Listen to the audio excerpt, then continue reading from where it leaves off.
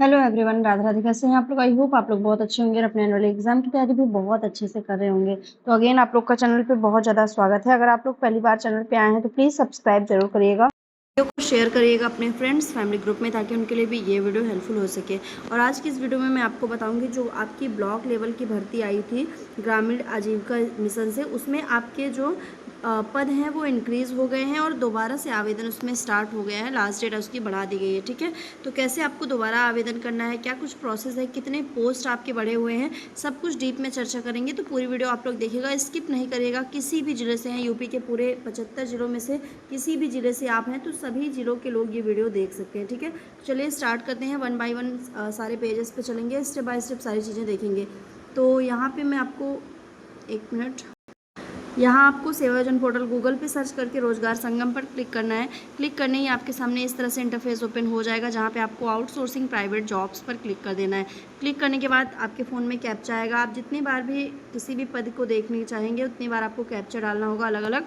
और यहाँ पर जो आपको साइड में जॉब सर्च का ऑप्शन दिख रहा है, आप लोग देख सकते हैं, तो यहाँ आपको क्लिक कर देना है। ठीक है, जैसे ही आप जॉब सर्च पर क्लिक करते हैं कुछ इस तरह से पेज हमारे सामने ओपन हो जाएगा, जहाँ पे तमाम जितनी भी भर्तियाँ चल रही हैं उनके बारे में हमें यहाँ पे अपडेट मिलना स्टार्ट हो जाएगा। तो हमको चलना है सबसे लास्ट पेज पे। आप 14 या 15 नंबर के पेज को चेक कर सकते हैं, क्योंकि अलग अलग मैं देख रही थी तो कहीं पे 14 है, कहीं पे 15 है, आप देख सकते हैं। तो मैं चलिए 14 पेज पे चेक कर लेती हूँ सबसे पहले। तो ये हम आ गए हैं उत्तर प्रदेश राज्य ग्रामीण आजीविका मिशन की भर्ती पे। यहाँ पे रिक्ति विवरण देखते हैं। चलिए रिक्ति विवरण में मैं आपको दिखा दूँ कि ये आपके सामने रिक्ति विवरण है, जहाँ पे आप लोग देख पाएंगे कि जो आपका संस्थान है वो Urmila international services private limited company, यही कंपनी पहले भी इसका टेंडर ली हुई थी और अभी भी जब पद बढ़ाए गए हैं तो इसी कंपनी के अंतर्गत ही सारी चीज़ें इंक्रीज़ हुई हैं। यहाँ पे आप देख पाएंगे तो district mission manager MIS and ME का आपका पद आया हुआ है। ठीक है, यानी कि आपका जो ये पद आया हुआ है वो जिले स्तर का आया हुआ है, ब्लॉक लेवल का नहीं है, जिले स्तर का ये पद आया हुआ है, जिसमें आपको मिशन मैनेजर यानी कि कोई भी अगर आपका यहाँ पे कोई भी आपकी स्कीम आती है, कुछ भी आता है, यहाँ पे कोई भी प्रोजेक्ट आता है तो उसका मैनेजर के रूप में आपको काम करना है। यानी कि एक हेड की ये आपकी नौकरी है, क्योंकि उसी हिसाब से आपकी सैलरी वगैरह रहती है, सारी चीज़ें। और यहाँ पे MIS इसलिए दे दिया जाता है क्योंकि आपको पता है कि आज समय जितने भी ऐसे पद आ रहे हैं उसमें आपकी कंप्यूटर की डिग्री ज़रूर मांगी जा रही है। तो ये कंप्यूटर की डिग्री वालों के लिए स्पेशली है, वो लोग ध्यान देंगे। यहाँ पे देखेंगे तो विभाग आपका उत्तर प्रदेश राज्य ग्रामीण आजीविका मिशन है। इसी विभाग के अंतर्गत पहले भी भर्ती स्टार्ट हुई थी और अभी भी हुई है। यहाँ पे देखेंगे तो आपके जो लास्ट डेट है वो यहाँ 26 जुलाई देखने को मिल रही है। और यहाँ पे पहले ये आपकी लास्ट डेट लगभग 6 या 7 जुलाई रखी गई थी, जहाँ पे दोबारा से ये लास्ट डेट बढ़ा के आपकी 26 जुलाई रख दी गई है। ठीक है, तो यहाँ पे क्या कुछ योग्यता आपकी मांगी जा रही है उसके बारे में भी डीप में चर्चा करेंगे। मैं आपको ले चलती हूँ योग्यता पे। यहाँ आप देख पाएंगे कि बहुत सारी योग्यता वालों को मौका मिल रहा है। तो सबसे पहले मैं आपको बता दूं कि आपका यहाँ पे पोस्ट ग्रेजुएट होना अनिवार्य है, यानी आपने MA किया हुआ हो।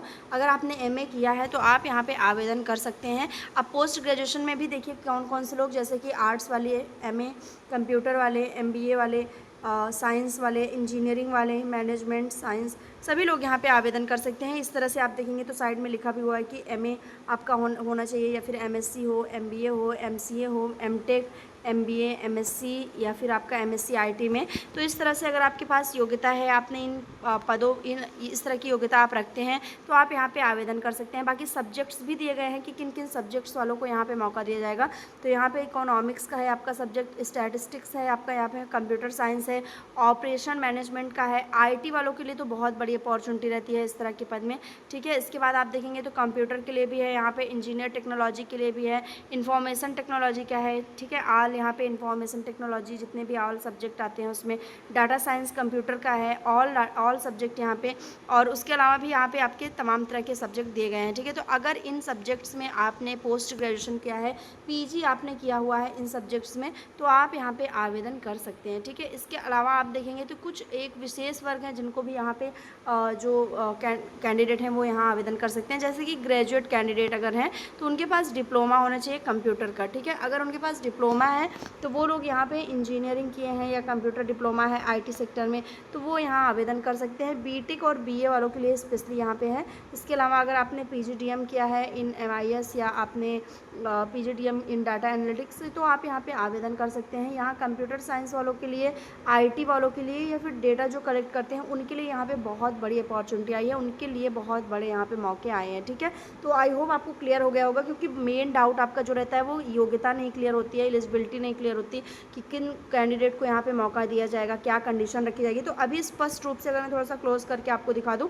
तो अगर आपके पास इन सब्जेक्ट्स ये योग्यता है, अगर आपने इसमें से कुछ भी किया है, MA, MSc, MBA, MCA, MTech, MBA IT में, एमएससी सीएस, एमएससी आईटी में, या फिर आपके पास ये सब्जेक्ट हैं, तो आप यहाँ पे ईजिली आवेदन कर सकते हैं। साथ ही साथ अगर आपने ये नहीं किया हुआ है और आपने ग्रेजुएशन या डिप्लोमा किया हुआ है, तब भी आप यहाँ पे आवेदन कर सकते हैं। बस ग्रेजुएशन में आपका बीटेक होना अनिवार्य है। ठीक है, आई होप ये डाउट आपका क्लियर हो गया होगा। ये मेजर डाउट लोगों का बना रहता है।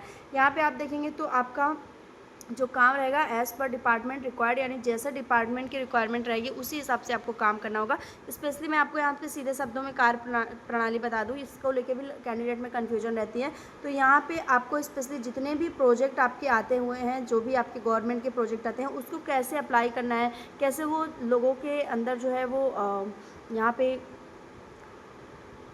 ग्राउंड लेवल पे उसको कैसे काम करेगा, तो उस विषय में यहाँ पे काम होता है। बाकी यहाँ देख सकते हैं कि पुरुष, महिला, विकलांग, भूतपूर्व सैनिक, खिलाड़ी सभी कैंडिडेट यहाँ पे आवेदन कर सकते हैं, चाहे वो मेल हैं, फीमेल हैं, विकलांग हैं, भूतपूर्व सैनिक हैं, खिलाड़ी हैं, सभी कैंडिडेट यहाँ पे आवेदन कर सकते हैं। एज वगैरह आपको मैं बताऊँगी, उससे पहले सैलरी बता देती हूँ। तो सैलरी आपकी स्टार्टिंग में 60 से 70 हज़ार के बीच में रहेगी। यहाँ पर आपकी सैलरी जो है वो 63,000 रुपये मेंशन की गई है नोटिफिकेशन में। बाकी आपको इन हैंड भी यहाँ पे इसी तरह की सैलरी मिलती है, क्योंकि आपका अच्छा लेवल पद है, अच्छा खासा, और अच्छी खासी यहाँ पे योग्यता भी मांगी जा रही है, तो सैलरी भी आपकी उसी अकॉर्डिंग रखी जाती है। फिर इसके बाद देखेंगे तो एज आपकी यहाँ पे जितने भी कैंडिडेट हैं वो 21 से 50 वर्ष के बीच में अगर हैं तो आप यहाँ पे आवेदन कर सकते हैं। बाकी जो भी ओबीसी वर्ग हैं, मैं बार बार बताती हूँ कि ओबीसी वर्ग को 3 वर्ष की और SC ST को यहाँ पे 5 साल की छूट दी जाएगी, यानी कि आपको यहाँ पे अगर ओबीसी हैं तो 53 साल और SC ST हैं तो आपको यहाँ पे 55 साल तक की रिक्वायरमेंट है, आप मतलब यहाँ पे छूट है, आप आवेदन कर सकते हैं। अब देखते हैं अनुभव की, तो कोई भी एक्सपीरियंस यहाँ पे नहीं मांगा जा रहा है। आप लोग स्क्रीन पे देख सकते हैं कि कोई एक्सपीरियंस नहीं मांगा जा रहा है, यानी विदाउट एनी एक्सपीरियंस आपके पास 2 साल 3 साल का अगर आपने कहीं काम किया है इस तरह के पद पे तो अच्छी बात है। बाकी यहाँ पे कोई रिक्वायरमेंट नहीं है कि आपके पास इतना एक्सपीरियंस होना ही चाहिए, तो ये भी काफ़ी अच्छी चीज़ है। बाकी अब जनपद की बात करते हैं, तो उत्तर प्रदेश के समस्त जनपद में, यानी कि पूरे 75 ज़िले में, आप किसी भी ज़िले से हैं तो आप आवेदन कर सकते हैं यहाँ पे। ठीक है, मतलब आप कहीं से भी हैं, पश्चिम से, पूर्व से, उत्तर, दक्षिण, तो आपको कमेंट में ये पूछने की आवश्यकता नहीं है कि मैं आवेदन करूं कि नहीं, आजमगढ़ में आया है कि नहीं, वाराणसी में आया है, भदोही, मऊ, इस तरह की कमेंट्स करने की आवश्यकता नहीं है। आपको यहाँ पे क्लियर हो जाता है कि आप किसी भी जनपद से हैं तो आप यहाँ पे आवेदन कर सकते हैं। जब भी इस तरह के पद आते हैं तो सभी जनपदों के लिए आते हैं, स्पेशली यहाँ पे किसी एक जनपद के लिए पद नहीं आते हैं। ठीक है, तो यहाँ पे देखेंगे तो डिस्ट्रिक्ट मिशन मैनेजर में आपके जो पद आए हुए हैं वो यहाँ पे 38 आए हुए हैं अभी फ़िलहाल में। 38 पद में यूआर में के आपके 15 हैं, ओबीसी के 8 हैं, एससी के 6, AWS 8, एसटी के 1 है। ठीक है, और जो भी कैंडिडेट यहाँ पे हैं उनको ध्यान रखना है कि आपको सेवा योजन पोर्टल के माध्यम से आवेदन करना होगा। स्पेशली ये यहाँ पर मैंसन किया गया है, क्योंकि आपको उत्तर प्रदेश राज्य ग्रामीण आजीविका मिशन की भर्ती है तो सेवा योजन पोर्टल के माध्यम से आवेदन करना अनिवार्य होगा। इसके उपरांत अभ्यर्थियों को दस्तावेज सत्यापन एवं अन्य अग्रिम कार्यवाही के लिए सूचना ईमेल अथवा टेलीफोन के माध्यम से उपलब्ध कराई जाएगी। आपको जब भी यहाँ पे आवेदन कर देते हैं तो आपके जो भी डीवी वगैरह होगी या उससे संबंधित जो भी प्रोसेस होगा आगे, उसके लिए आपको यहाँ पे टेलीफोन या फिर मेल आपको यहाँ पे किया जाएगा, फ़ोन या मैसेज के माध्यम से आपको यहाँ पे बताया जाएगा। जनरल में और EWS में 21 से 45 वर्ष एज है, और जो भी यहाँ पे 21 से 48 वर्ष हैं यहाँ पे कैंडिडेट ओबीसी के, और 21 से 50 वर्ष यहाँ पे SC ST के, ये यहाँ पे मेंशन किया गया है। ठीक है, तो फटाफट से आप लोग अपना आवेदन वगैरह कर लीजिए, जितने भी कैंडिडेट देख रहे हैं, वेट कर रहे हैं, और कमेंट सेक्शन में आप लोग बताइएगा कि आपने अभी तक आवेदन किया है या नहीं किया है। ब्लॉक लेवल की भर्ती आई है, डिस्ट्रिक्ट लेवल की भर्ती है, तमाम तरह के पद यहाँ पे चल रहे हैं। ठीक है, तो फटाफट से आप लोग को अप्लाई कर लीजिए, और कोई क्वेश्चन हो तो कमेंट सेक्शन में बताइए।